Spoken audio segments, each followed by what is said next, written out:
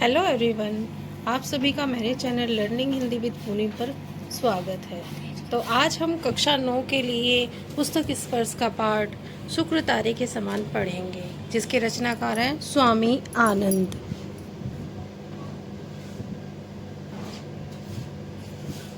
शुक्र तारे के समान। आकाश के तारों में शुक्र की कोई जोड़ नहीं। शुक्र चंद्र का साथी माना गया है। उसकी आभा प्रभा का वर्णन करने में सागर के कवि थके नहीं हैं। फिर भी नक्षत्र मंडल में कलंगी रूप इसी तेजस्वी तारे को दुनिया या तो एन शाम के समय या बड़े सवेरे घंटे 2 घंटे से अधिक नहीं देख पाती। यानी कि ये जो तारा है, ये जो शुक्र तारा है, वो या तो सुबह सवेरे दिखाई देता है या शाम के वक्त दिखाई देता है।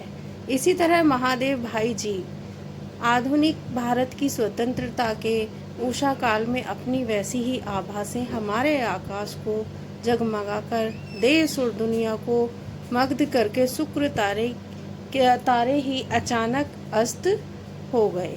यानी कि हमारे इस समय में जो महादेव भाई जी थे, जो कि गांधी जी के साथ थे, उस समय गांधी जी का दौर चल रहा था, वो आए और उस समय में उन्होंने गांधी जी के साथ मिलकर बहुत से कार्य किए। और वो अस्त होने से मतलब है, यानी कि उन्होंने अपने कार्य को पूरा किया और जल्दी ही उनकी मृत्यु हो गई और वो इस संसार को विदा कर चले गए। सेवा धर्म का पालन करने के लिए इस धरती पर जन्मे स्वर्गीय महादेव देसाई गांधी जी के मंत्री थे। मित्रों के बीच विनोद में अपने को गांधी जी का हम्माल कहने में और कभी कभी अपना परिचय उनके पीर बावर्ची भिस्तीखर के रूप में देने में वे अपना गौरव महसूस किया करते थे, गौरव को अनुभव किया करते थे। यानी कि महादेव भाई जी जो थे, वो गांधी जी के मंत्री थे, लेकिन वो विनोद का मतलब होता है हंसी मजाक में वो अपने को गांधी जी का मंत्री नहीं बताते थे, वो उनका नौकर या काम करने वाला ऐसे बताया करते थे। गांधी जी के लिए वे पुत्र से भी अधिक थे। जब सन 1917 में वे गांधी जी के पास पहुंचे थे, तभी गांधी जी ने उनको तत्काल पहचान लिया और उनको अपने उत्तराधिकारी का पद सौंप दिया। सन 1919 में जलियांवाला बाग के हत्याकांड के दिनों में पंजाब जाते हुए गांधी जी को पलवल स्टेशन पर गिरफ्तार किया गया। गांधी जी ने उसी समय महादेव भाई को अपना वारिस कहा था। सन 1929 में महादेव भाई असेतु हिमाचल देश के चारों कोनों में समूचे देश के दुलारे बन चुके थे। यानी कि उन्होंने अपने कार्य से देश के चारों कोनों में अपनी प्रसिद्धि इतनी फैला दी थी कि हर कोई उन्हें जानता था। महादेव भाई के नाम से ही लोग समझ जाते थे कि ये जो व्यक्ति है वो बहुत ही महान है। इसी बीच पंजाब में फौजी शासन के कारण जो कहर बरसाया गया था, उसका ब्यौरा रोज रोज आने लगा था। यानी कि जो उस समय ब्रिटिश शासन था, फौजी थे लोग जो थे, वो उस समय लोगों पर बड़ा ही अत्याचार कर रहे थे। पंजाब के अधिकतर नेताओं को गिरफ्तार करके फौजी कानून के तहत जन्म कैद की सजाएं दिया करते थे। यानी कि जन्म कैद, उम्र कैद, पूरे समय, मतलब एक बार उनको पकड़ लिया तो पूरे समय वो जेल में ही रहेंगे। तो उन्हें काला पानी भेज दिया जाता था। यानी कि काला पानी जो आजकल अंडमान निकोबार के नाम से प्रसिद्ध है, वहाँ पर एक जेल थी जो बनी हुई थी, तो आज भी है वो, तो अब तो टूरिस्ट प्लेस बन गई है। तो उन लोगों को वो वहाँ पर भेज दिया करते थे ताकि वहाँ से उनके भागने की कोई गुंजाइश ही न रहे, वो वहाँ से आ ही नहीं पाए। तो लाहौर के मुख्य राष्ट्रीय अंग्रेज दैनिक पत्र ट्रिब्यूशन के संपादक श्री कालीनाथ राय को 10 साल की जेल की सजा मिली थी। गांधी जी के सामने जुल्मों और अत्याचारों की कहानियां पेश करने के लिए आने वाले पीड़ितों के दल गामदेवी के मणि भवन पर उमड़ते रहते थे। महादेव उनकी बातों की संक्षिप्त टिप्पणियां तैयार करके उनको गांधी जी के सामने पेश करते थे और आने वालों के साथ उनकी रूबरू मुलाकात भी करवाते थे। कहने का तात्पर्य यह है कि गांधी जी के साथ सामने जो लोग आते थे वो उनसे मिलना चाहते थे, अपनी परेशानियों को बताना चाहते थे। तो उन लोगों की सारी बात सुनकर महादेव भाई एक छोटी छोटी संक्षिप्त का मतलब होता है छोटी, एक सार लिखते थे उनकी बातों को और बाद में उन लोगों को गांधी जी से मिलवाते थे। गांधी जी मुंबई के मुख्य राष्ट्रीय अंग्रेजी दैनिक बॉम्बे क्रॉनिकल में इन सब विषयों पर लेख लिखा करते थे। क्रॉनिकल में जगह की तंगी बनी रहती थी, यानी कि गांधी जी जो थे वो न्यूज़पेपर यानी अखबार में जो है इन सब बातों के बारे में लिखा करते थे। कुछ ही दिनों में क्रॉनिकल के निडर अंग्रेज संपादक हार्नी मैन को सरकार ने देश निकाले की सजा देकर इंग्लैंड भेज दिया। उन दिनों मुंबई के 3 नए नेता थे, शंकरलाल बैंकर, उमर सोबानी और जमना दास द्वारकादास। इनमें अंतिम श्रीमती बेसेंट के अनुयायी थे। ये नेता यंग इंडिया नाम का एक अंग्रेजी साप्ताहिक भी निकालते थे। अंग्रेजी साप्ताहिक का मतलब है कि एक अंग्रेजी में न्यूज़पेपर आता था जो वीक में एक बार यानी कि सप्ताह में एक बार निकलता था, लेकिन उसमें क्रॉनिकल वाले हार्नी मैन की मुख्य रूप से लिखते थे। हार्नी मैन जो थे वो उसमें मुख्य रूप से लिखा करते थे, उस अखबार में मुख्य रूप से खबरें छापते थे। उनको देश निकाला मिलने के बाद इन लोगों को हर हफ्ते साप्ताहिक के लिए लिखने वालों की कमी रहने लगी। जब मुख्य व्यक्ति जो हार्नी मैन थे उनको देश निकाला दे दिया तो उसके बाद लोगों के लिए जो खबरें लिखा करते थे उसकी कमी रहने लगी। ये तीनों नेता गांधी जी के परम प्रशंसक थे और उनके सत्याग्रह आंदोलन में बम्बई के बेजोड़ नेता भी थे। इन्होंने गांधी जी से विनती की कि वे यंग इंडिया के संपादक बन जाएं। गांधी जी को तो इसकी सख्त ज़रूरत थी, यानी कि उस समय गांधी जी खुद भी चाहते थे कि ऐसा कोई जो है मेरे सामने ऐसा कोई कार्य आए जिससे मैं अपनी बातें अखबार में छापूं और अखबार के ज़रिए लोगों तक वो सारी खबरें पहुँचे। उन्होंने उनकी विनती तुरंत स्वीकार कर ली। ये एक गांधी जी के लिए अच्छा मौका था और उन्होंने उनकी जो विनती थी वो तुरंत स्वीकार कर ली। गांधी जी का काम इतना बढ़ गया कि साप्ताहिक पत्र भी कम पढ़ने लगा, मतलब अब बहुत ज़्यादा काम हो गया था। गांधी जी ने यंग इंडिया को हफ्ते में 2 बार प्रकाशित करने का निश्चय किया। हर रोज का पत्र व्यवहार और मुलाकातें, आम सभाएं आदि कामों के अलावा यंग इंडिया साप्ताहिक में छापने के लिए लेख, टिप्पणियां, पंजाब के मामलों का सार संक्षेप और गांधी जी के लेख, यह सारी सामग्री हम 3 दिन में तैयार करते थे। मतलब अब वो बहुत ज्यादा काम था और 3 दिन में इन्हें ये सब काम तैयार करना पड़ता था।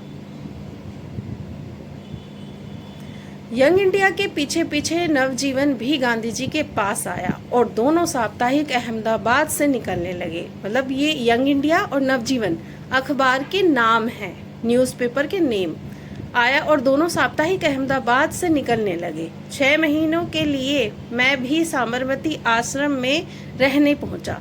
शुरू में ग्राहकों के हिसाब किताब की और साप्ताहिकों को डाक में डालने की व्यवस्था मेरे जिम्मे रही, लेकिन कुछ ही दिनों के बाद संपादन सहित दोनों साप्ताहिकों की और छापा खाने की सारी व्यवस्था मेरे जिम्मे आ गई। गांधी जी और महादेव का सारा समय देश भ्रमण में बीतने लगा। ये जहाँ भी होते वहाँ से कामों और कार्यक्रमों की भारी भीड़ के बीच भी समय निकालकर लेख लिखते थे। मतलब ये कितने भी व्यस्त हों लेकिन अपने कार्य को नहीं छोड़ते थे। ये लेख लिखने के लिए हमेशा तैयार रहते थे। प्रांतों के उग्र और उदार देशभक्त क्रांतिकारी और देश विदेश के धुरंधर लोग संवाददाता और गांधी जी को पत्र लिखते और गांधी जी यंग इंडिया के कॉलमों में उनकी चर्चा किया करते थे। यंग इंडिया के कॉलम से मतलब है कि यंग इंडिया में एक खास ऐसी जगह दी जाती थी जिसमें इनकी चर्चा हुआ करती थी। महादेव गांधी जी की यात्राओं के और प्रतिदिन की उनकी गतिविधियों के साप्ताहिक विवरण भेजा करते थे। इसके अलावा महादेव देश विदेश के अग्रण्य समाचार पत्र जो आंखों में तेल डालकर गांधी जी की प्रतिदिन की गतिविधियों को देखा करते थे और उन पर बराबर टीका टिप्पणी करते थे, उनको आड़े हाथों लेने वाले लेख भी समय समय पर लिखते थे। यहाँ पर इसका तात्पर्य यह है कि महादेव जी, जो लोग गांधी जी के बारे में बुरा भला सोचते थे या वो ये सोचते थे कि हम इस अखबार में कोई कमी देख लें, कोई कमी हमें एक बार नज़र आ जाए, तो ऐसे लोगों के बारे में भी ये महादेव जी लेख लिखा करते थे। वो ध्यान रखते थे कि कहीं कोई गड़बड़ ना हो जाए। बेजोड़ कॉलम, भरपूर चौकसाई, ऊंचे से ऊंचे ब्रिटिश समाचार पत्रों की परंपराओं को अपनाकर चलने का गांधी जी का आग्रह और कट्टर से कट्टर विरोधियों के साथ भी पूरी सत्यनिष्ठा में से उत्पन्न होने वाले विनय, विवेक युक्त विवाद करने की गांधी जी की तालीम, इन सब गुणों ने तीव्र मतभेदों और विरोधी प्रचार के बीच भी देश विदेश के सारे समाचार पत्रों की दुनिया में और एंग्लो इंडियन समाचार पत्रों के बीच भी व्यक्तिगत रूप से एमडी को सबका लाडला बना दिया। यानी कि महादेव जी ने इतने अच्छे अच्छे कार्य किए, इस तरह से लेख लिखे, उन्होंने कोई भी वाद विवाद या कोई भी गुण जो गांधी जी के अंदर था वो लेख में छोड़ा नहीं था। उन्होंने सारी बातों की चर्चा अपने लेखों में की थी। गांधी जी के पास आने के पहले अपनी विद्यार्थी अवस्था में महादेव ने सरकार के अनुवाद विभाग में नौकरी की थी। यानी कि वो गांधी जी के पास आने से पहले अनुवाद विभाग में काम करते थे। नरहरि भाई उनके जिगरी दोस्त थे। उन्होंने एक साथ वकालत पढ़ी थी। दोनों ने अहमदाबाद में वकालत भी साथ साथ ही शुरू की थी। इस पेशे में आमतौर पर स्याही को सफ़ेद और सफ़ेद को स्याही, यानी कि काले को सफ़ेद और सफ़ेद को काला करने का गुण होता है। सभी जानते हैं कि जो वकालत होती है उसमें थोड़ा सा झूठ और सच चलता है।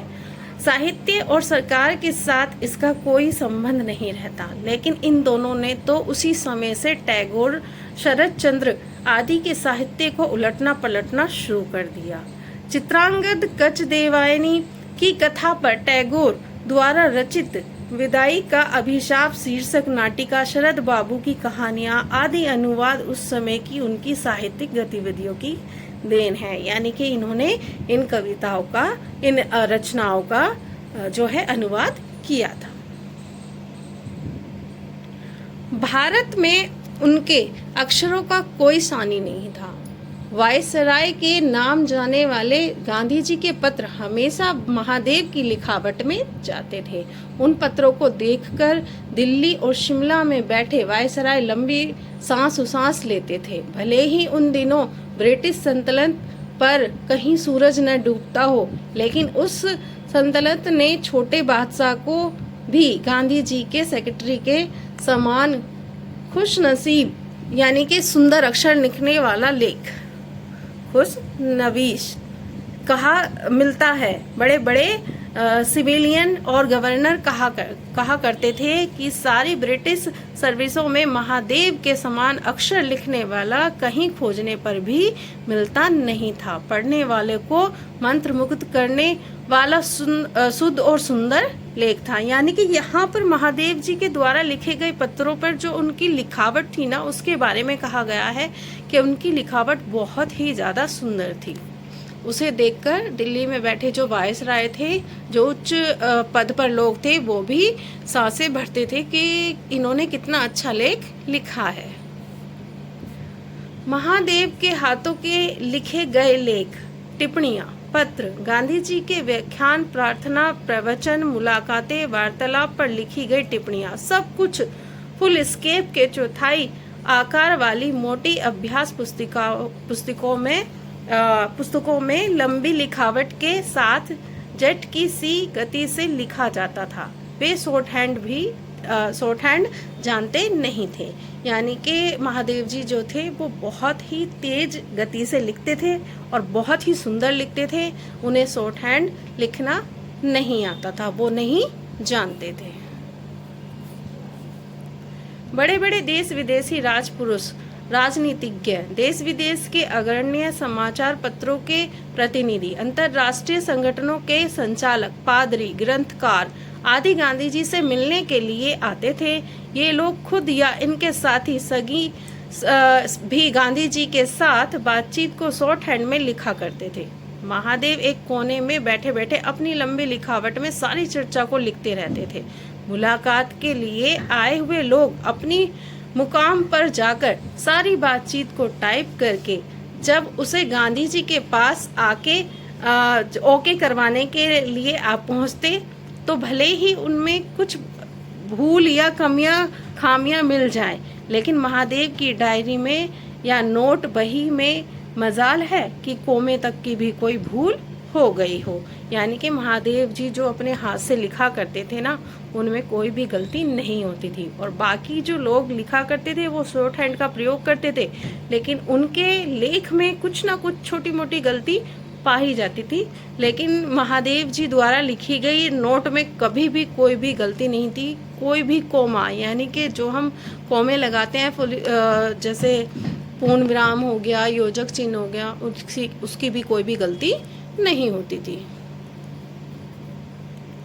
गांधी जी कहते थे महादेव के लिखे नोट के साथ थोड़ा मिलान कर लेना था ना, और लोग दांतों उंगली दबाकर रह जाते थे। यानी कि दूसरे लोगों के जो नोट होते थे, जो वो लिखते थे, उनके द्वारा लिखे गए उस नोट को गांधी जी कहते थे कि एक बार महादेव जी के नोट से मिला लेते, आपको ये कर लेना था काम। तो लोग ये बात सुनकर ऐसा महसूस करते थे कि जैसे दांतों तले उंगलियां दबा ली हो। लुई फिशर और गुंथर के समान धुरंधर लेख अपनी टिप्पणियों को मिलान महादेव की टिप्पणियों के साथ करके उन्हें सुंदर बिना गांधी जी के पास ले जाने में हिचकिचाते थे। यानी कि सुधारे बिना मतलब वो लोग अपना जो लेख थे वो महादेव जी के लेख से मिलाते थे, और अगर कोई गलती थी तो उसे सुधार कर ही गांधी जी के पास ले जाते थे। साहित्यिक पुस्तकों की तरह भी महादेव वर्तमान राजनीतिक प्रभावों और घटनाओं से संबंधित अद्यतन जानकारी वाली पुस्तकें भी पढ़ते रहते थे। हिंदुस्तान से संबंधित देश विदेश की ताजी से ताजी राजनीति गतिविधियों और चर्चाओं की नई से नई जानकारी उनके पास मिल सकती थी। सभाओं में, कमेटियों की बैठकों में या दौड़ती रेलगाड़ियों के डिब्बों में ऊपर की बर्थ पर बैठकर, बर्थ का मतलब यानी कि रेल में जो सीट बनी होती है ना, उसे बर्थ कहते हैं। बर्थ पर बैठकर ठूस कर भरे, मतलब भरे हुए झोले, बैग ठूस कर भरे अपने बड़े बड़े झोले में रखे ताजे से ताजे समाचार पत्र, मासिक पत्र और पुस्तकें वे पढ़ते रहते थे। मतलब कहने का तात्पर्य यह है कि महादेव जी को कहीं भी समय मिलता था, वो सिर्फ और सिर्फ वो अखबार और मासिक पत्रिकाएं और साप्ताहिक अखबार ये सब पढ़ते रहते थे। कभी वो अपने आप को खाली नहीं रहने देते थे कि कोई भी खबर हमसे छूट ना जाए।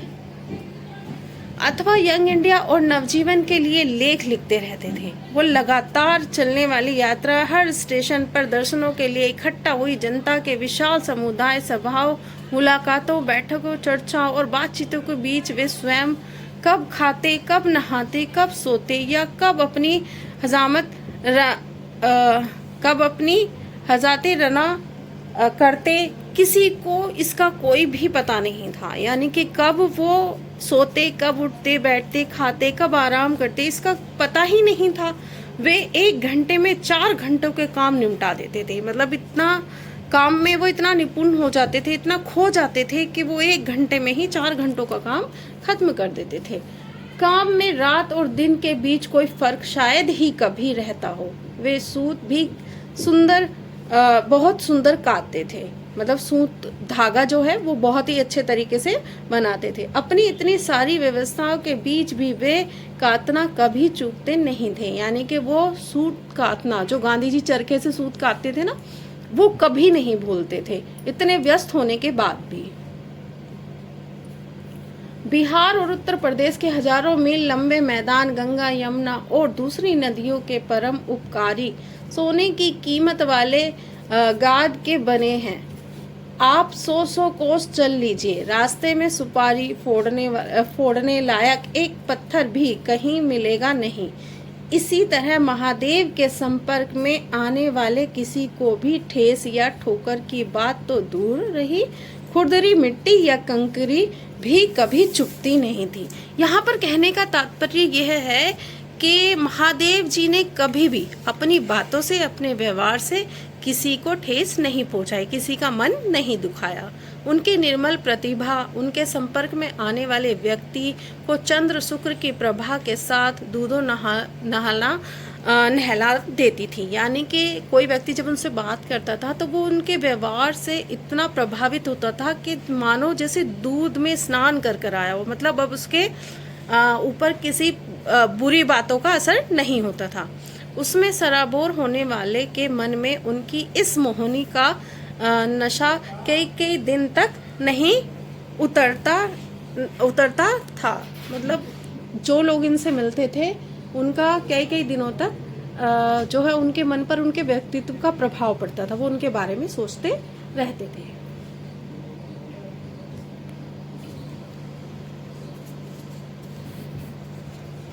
महादेव का समूचा जीवन और उनके सारे कामकाज गांधी जी के साथ एक रूप होकर इस तरह गुथ गए थे कि गांधी जी से अलग करके अकेले उनकी कोई कल्पना की ही नहीं जा सकती थी। कामकाज की अनवरत व्यवस्थाओं के बीच कोई कल्पना भी न कर सके इस तरह समय निकालकर लिखी गई दिन प्रतिदिन की उनकी डायरी की वे अनगिनत अभ्यास पुस्तकें आज भी मौजूद है। यानी कि वो अपने काम के बीच में अपनी डायरी भी लिखते थे। वो बहुत ज़्यादा व्यस्त रहते थे, लेकिन उसके बाद भी वो अपनी डायरी भी जरूर लिखा करते थे। प्रथम श्रेणी की शिष्ट संस्कार संपन्न भाषा और मनोहारी लेखन शैली की ईश्वरीय देन महादेव को मिली थी। यद्यपि गांधी जी के पास पहुंचने के बाद घमासान लड़ाइयों, आंदोलनों और समाचार पत्रों की चर्चाओं के भीड़ भरे प्रसंगों के बीच केवल साहित्यिक गतिविधियों के लिए उन्हें कभी समय नहीं मिला, फिर भी गांधी जी की आत्मकथा सत्य के प्रयोग का अंग्रेजी अनुवाद उन्होंने किया। यानी कि महादेव जी बहुत ज़्यादा जो है व्यस्त रहते थे, लेकिन उसके बाद भी उन्होंने जो है गांधी जी के जीवन से संबंधित सत्य के प्रयोग का अंग्रेजी अनुवाद किया था और उन्होंने गांधी जी की आत्मकथा भी लिखी थी, जो नवजीवन में प्रकाशित होने वाले मूल गुजराती की तरह हर हफ्ते यंग इंडिया में छापता रहा। बाद में पुस्तक के रूप में उनका अनगिनत संस्करण सारी दुनिया के देशों में प्रकाशित हुए और बिके। यानी कि बाद में उनकी जो पुस्तकें संस्करण थी वो छपे और बिके भी। सन 1934-35 में गांधी जी वर्धा के महिला आश्रम में और मंगनवाड़ी में रहने के बाद अचानक मंगनवाड़ी से चलकर सेवा गांव की सरहद पर एक पेड़ के नीचे जा बैठे। उसके बाद वहां एक दो झोपड़े बने और फिर धीरे धीरे मकान बनकर तैयार हुए। तब तक महादेव भाई, दुर्गा बहन और चिरन नारायण के साथ मांगनवाड़ी में रहे। वहीं से वे वर्धा की असहाय गर्मी में रोज सुबह पैदल चलकर सेवाग्राम पहुंचते थे। यानी कि वो इतना लंबा रास्ता गर्मी में पैदल चलकर ही पूरा किया करते थे। वहां दिन भर काम करके शाम को वापस पैदल ही आते थे। जाते आते पूरे 11 मील था। यानी कि 11 मील बहुत ज़्यादा दूरी होती है, तो आने जाने का जो था वो 11 मील था। रोज रोज का यह सिलसिला लंबे समय तक चला। कुल मिलाकर इसका जो प्रतिकूल प्रभाव पड़ा उनकी अकाल मृत्यु के कारणों में से वह एक कारण माना जाता है। यानी कि महादेव जी की जो मृत्यु हुई वो अकाल मृत्यु थी। मतलब इतनी उनकी उम्र नहीं थी कि उनकी मृत्यु हो जाए, लेकिन इतना ज़्यादा संघर्ष और कार्य जो उनकी सेहत पर असर डाल रहा था वो उनकी मृत्यु का कारण बना। इस मौत का घाव गांधी जी के दिल में उनके जीते जी बना ही रहा। यानी कि जब तक गांधी जी जीवित रहे उनके मन में इसका बहुत ही गहरा प्रभाव पड़ा। वे भर्तृहरि के भजन की यह पंक्तियां हमेशा दोहराते रहते थे। ऐरे जख्मे जोगे नहीं जैसे, यह घाव कभी योग से भरेगा नहीं। मतलब भर्तृहरि जो रचनाकार थे उन्होंने ये जो पंक्ति लिखी थी वो गांधी जी इस पंक्ति को गुनगुनाते रहते थे। बाद के सालों में प्यारे लाल जी से कुछ कहना होता था और गांधी जी उनको बुलाते तो उस समय भी अनायास यानी कि अचानक उनके मुख से महादेव का ही नाम निकलता था, यानी कि वो प्यारेलाल जी को महादेव कहकर पुकारते थे। और गांधी जी के मन पर जो उनकी मृत्यु का जो जख्म था वो इतनी जल्दी नहीं भुलाया जा सकता था, इसीलिए वो इन पंक्तियों को गाया करते थे। धन्यवाद।